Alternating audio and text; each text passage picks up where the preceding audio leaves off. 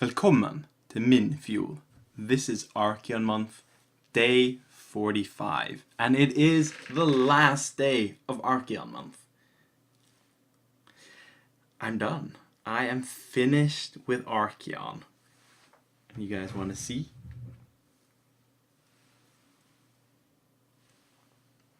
So there he is in all his ginormous glory. He is taller than my head. He is huge. And I love the result. He looks awesome. He looks really cool. So we're gonna give you guys a great look at him, some thoughts on painting and working on him, and some thoughts about the future of this channel and Fjordhammer in general. So I hope you guys enjoy that. And here he is, the completed Archaon the Everchosen. He hasn't been mounted yet because I wanted to show this guy off and do some comparisons, but this is the finished rider. He's done. I've attached the shield, I finished the cape, finished the hair, and now you guys get to see the results of painting this guy. So obviously the big difference from last time to the shield, you've seen the shield before, but now you see what it looks like on Archaon, and I think it looks really cool. It just gives the model a bit more panache. Funnest part probably is the small chaos symbols here that are glowing, just to tie him in and make him a bit more demonic. But overall, just really, I love this pose. It's really strong. And just to show off the stuff that you guys saw last time, here's the completed cape. It's very similar to how the cape ended last time, but it's been darkened down a bit so that the highlights aren't quite so rough. To be honest, I'm not completely sold on this cape. I think I can do better, but I also want to be done, plain and simple. I think this looks okay. It looks better than the old capes. It's interesting. It's, if not eye-catching, then still, it's got texture.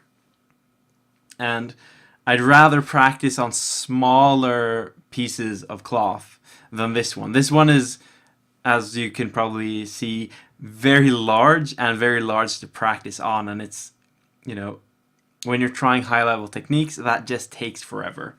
So followed the guide halfway, got some tips, and now it looks a lot nicer. The other tip I got was to paint the inside of the cloak red. I've made it's a very simple red, not too detailed.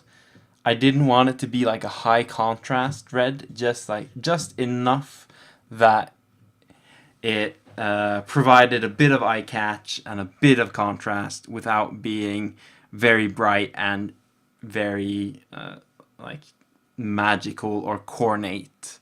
It's just a red lining on a cape. The cape's not important, it's Archaon who's important. So this is what he looks like right now. And I started this month with doing some comparisons or showing off the older models. Now I think it's time to do the comparisons. So here is my old Archaon the Everchosen on foot next to this guy. There's a couple of obvious differences. For one, the new Archaon is bigger. He is, if not gigantic, he is significantly larger. He's quite large. There's a bit of difference in detail. Sorry about that. This model is very plain, and I don't mean that in a negative way. It is very it is very pure in what it's trying to be. There's not a lot of bling, there's not a lot of detail, and what detail there is, like the Eye of Shirian, the skulls, and the sword, all sort of draw this model into looking awesome. And the pose, of course, is incredible. But you see, like on these two models, you see the skulls are back, the horns are there, the Eye of Shirian is that little yellow dot, is that one. They've got the shield, which shares the overall design of the the 8-pointed star, even if not necessarily like the new one's quite a bit more detailed. And personally, like, I think my new Archaon is much better painted. The most obvious examples are the armor. This is the same armor recipe, but this one's armor, the new one, is much sharper. I've made smoother highlights, thinner, not thinner paints necessarily, but thinner lines. It just looks better, in my opinion. The other major difference is in the swords. So this sword is painted with thinned regular paints, but as I look at it now, obviously not thinned enough. But you can see the same core idea and the same core colors with the yellow in the middle, orange, red, dark red, black. But this one's painted from a whitish base and then glazed to get the effect that I wanted. And the difference is almost night and day. Like, it's huge. It's very obvious. Other cool detail, like the horns are different. And overall, really just personally, I think the difference in painting quality here is very visible. And to me personally, that's great, because it's been a couple of years, maybe a year or two, since I painted this guy. No, actually, I painted him last year. I painted the old Archaon last year. A bit early, but last year. So there isn't a year between these two models, and I think my painting quality is markedly improved. And personally, I think that's amazing, and I'm really happy about that. So I want to bring out this version as well. So it's a bit bigger, it's a bit more difficult to contrast, and I don't want to make a number out of it. But we can sort of see the capes share the same idea. And there's a reason behind that. I want these models to share a heritage. Like, to me, that's important personally. It doesn't matter games, rules, for you guys maybe. But for me, it's important that these guys share a color scheme, share armor, and share details. So the cloaks here are very similar, but slightly different. And same with all the other details. Like, they share a heritage, because this is the same guy, but at different points in time and different power levels. So, not really much more to say here. Again, the sword's much better. But I will say that I really like this mount. I think that worked out quite well. But enough about that. Let's show off the full model. So, because this guy is so large, I can't actually zoom back any further because my desk is so small. So we're gonna show off some bits and pieces. Obviously, for those of you who've been following the whole thing, you've seen most of this guy before. And for those of you who haven't, we'll be zooming in here, showing off some bits, showing off what he looks like now with Archaon on top. So let's do a little zoom in here. So there you have the top of Archaon, the Ever-Chosen. Or rather, I think he's just Archaon now. So that's he looks really, really cool on top of this model. I think the gold and the black sort of draws your attention up to him, and the white horns sort of make sure that you keep your attention like in this area, except ooh, that's a shiny sword, and then ooh, the shield's kind of cool, and then your eyes go back up to here. I think he really just pops off the model now, and I'm so happy that he's done. It's been great. It's been a lot of fun painting him, a lot of fun working on him, but I'm also happy that I can now call him finished. Well, there's probably some cleanup that I need to do that I haven't done, but I'll get to that, and you guys don't need another video of me just cleaning up a model. So, for the benefit of people who may not have seen the entire thing, let's just like take it from the bottom here. So, the base is obviously the 8-pointed Chaos Star in lava, because I think that's really, really cool. I think like the idea is that wherever Archaon goes, this pattern just pops out of the ground. The ground starts crackling and crumbling and corrupting.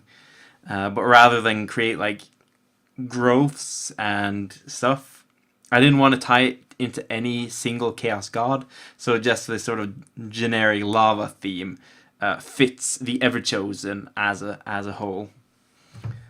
So all the skin and all the paint and stuff on the bottom has been extensively blended. And he's got a nice set of white scales on the back. Just to make him a bit different, make him a bit unique, and give him a bit of that color that that's still generic. Like, there's a lot of conversions of Archaon made to fit, like, to make him more coronate or more nurgly or something like that.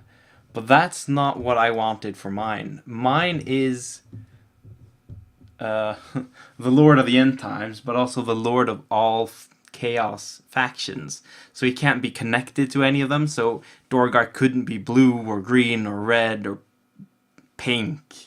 He had to be something that was different from those colors, so that when he is put in charge of any of those colors or any of those armies, he fits perfectly. So moving into the sort of the mid range of the model here, you got the chest plate, which still has like this lava theme. As you can sort of see, like here on the side, that all these little cracks and stuff have this lava pouring out through it, just to make sure that nobody mistakes Dorgar for a mortal beast. Favorite fun detail, here is a white skull.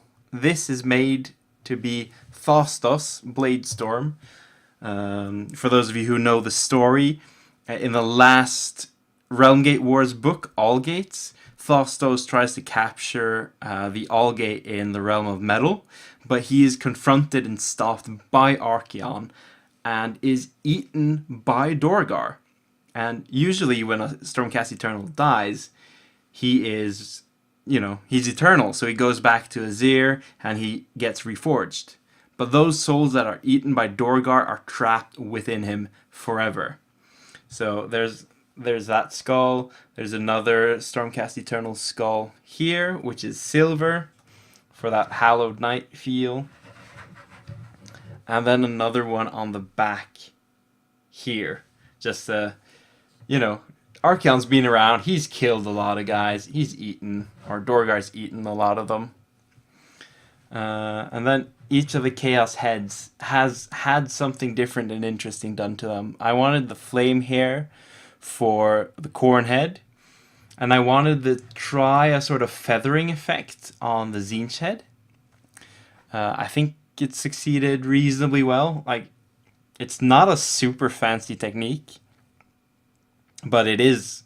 I think it's interesting. I think it looks cool. And then you have the Nurgle head, which is kind of just like Nurgly. sort of generic, but was a lot of fun to paint. Like Nurgle is a lot of fun to paint in general because it's not all that accurate necessarily. You just throw a bunch of shades and stuff over green and suddenly you have something Nurgly. And then for the top of the model, we need to get our box here because my camera stand isn't actually tall enough. So the wonders of trying to do this as an amateur. I don't make any pretenses that I'm a professional at this, guys. So there we're back to the top of the model with Archaon. So he's got the glowing shield. He's got his Slayer of Kings sword. And then as we sort of zoom around, we see that his armor is in a really, like, it's got a strong contrast from the other colors because there's a lot of, if not natural colors, then softer transitions, softer highlights. But his armor is sharp and cold and really, I think it separates him from the beast he's riding on. Then we get to the top of the back. He's got the red cape, which sort of draws your attention a little bit. He's got the throne, which still has like the fiery effects. And then we got the wings, which sort of, as I mentioned, it's got that soft effect. The wings are actually some of the softest parts of this model, but I wanted them to keep that sort of almost fleshy tone. And that's really Archaon, guys. Like if I had like small fireworks or something, I'd pop those off, but I really don't, and that would be quite illegal in Norway, so that would be a bad idea to film it. And that is Archaon, the Ever-Chosen, Grand Marshal of the Apocalypse. Thank you guys for joining me in this experiment, really. It's been 45 days of work. Every single day, 2 or 3 hours a day. This model is well over 100 hours combined painting.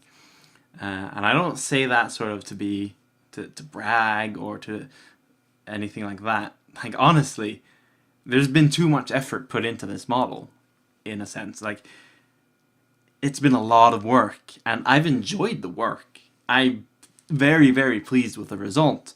There's things that I could improve, of course. There's things that came out much better than I expected. There's things that came out pretty much exactly as I expected. And I am super, super happy with having done this. And I want to thank you guys again for being here. Some of you have been here since day one and followed this video series. To me, that's incredible. Like, I don't know if I'd watch this.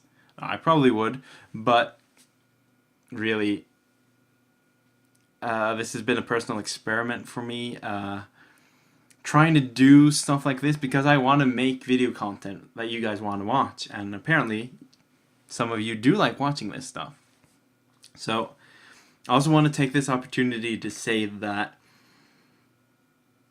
there's going to be more videos. Not painting videos like this, and not daily painting videos, definitely. But I'm hoping to start a series of weekly hobby videos where show off maybe what I've been working on, and then chat about releases, speculation, rumors, talk about the easy stuff. Like, just some nice, simple videos so that you guys have something to watch, something to react to. And for those of you who care, my opinion on things like that. And that will be in addition to what's going to be my main series going forward, which is going to be where Fjordhammer is going. For those of you who don't know, I have a podcast. It is called Fjordhammer, obviously. It's been monthly for the last year.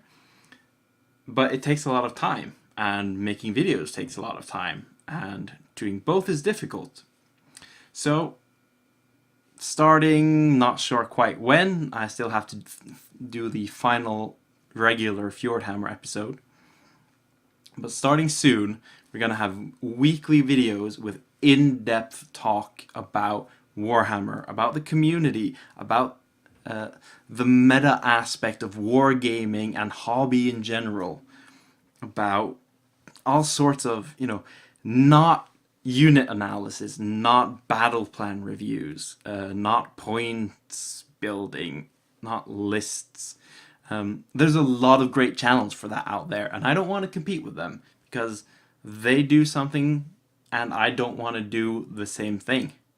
I want to be a source for you guys for something different, for something that takes the whole hobby into view, does the narrative, does open play, does matched play in certain senses, does what do we as a community need to do to improve? What,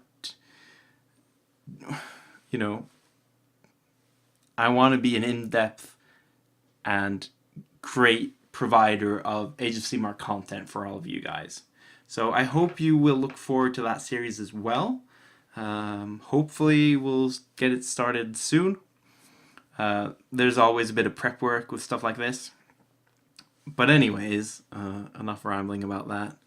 Thank you guys for joining me for this video, for this series, and for any other Fjordhammer stuff you've seen. If you want to get, in touch, obviously comment below, but also follow me on Twitter where you get most pictures and comments and thoughts and whatever. It's also really easy to get a hold of me there. Check out the podcast at fjordhammer.podbean.com. I think the link's below as well. And just, keep an eye out. There will be more videos and more content from me soon. But until then, ha det bra!